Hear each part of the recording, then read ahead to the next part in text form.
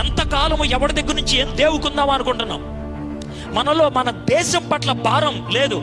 593 జిల్లాలు ఉన్నటువంటి భారతదేశంలో 593 జిల్లాలు ఉన్నటువంటి భారతదేశంలో 90% జిల్లాల్లో క్రైస్తవ్యం అనేది 1% కంటే తక్కువ ఉన్నది. 1% కంటే 90% జిల్లాల్లో, అంటే దగ్గర 430 జిల్లాల్లో 90% కంటే తక్కువ, 1% కంటే తక్కువ.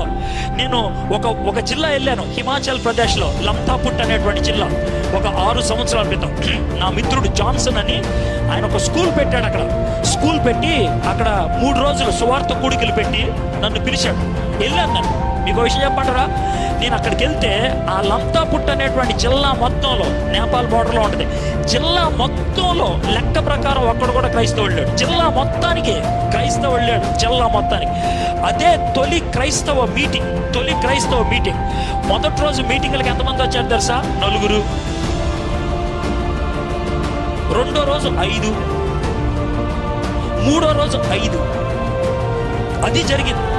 అయితే ఈ 3వ రోజు మీటింగ్ అంతా అయిపోయి చివరిగా ఆల్టర్ కాల్ ఇస్తే యేసుప్రభుని అంగీకరించింది ఒక్కడే. 3 రోజులు కష్టపడితే చెప్పలేదు, ఒక్కడే మారుమర్చిపోయింది, ఒక్కడే. ఇది 8 సంవత్సరాల క్రితం. ఈ రోజు అదే జాన్సన్ నాకేమో చెప్తాడు తెలుసా? అన్న, ఆ రోజు వేసినటువంటి బీజం ఇప్పుడు ఎంతగా ఫలించిందో తెలుసా? 360 మంది విశ్వాసులు 8 సంవత్సరాల్లో ఒకళ్ళు 360 అయ్యారు. మీ చర్చి పరిస్థితి ఏంటి? చెప్పయ్యా, చెప్పు ఏంటట? ఎంతమంది ఉన్నారు? ఏం చేశారు మీరు? పిల్లల్ని కనిపడేశారు.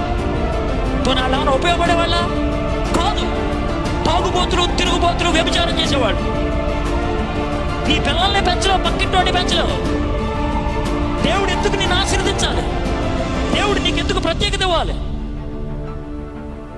నీ దేశం అంటే, నీ ఊరంటే, నీ ప్రజలంటే నీకు ప్రేమ ఉందా?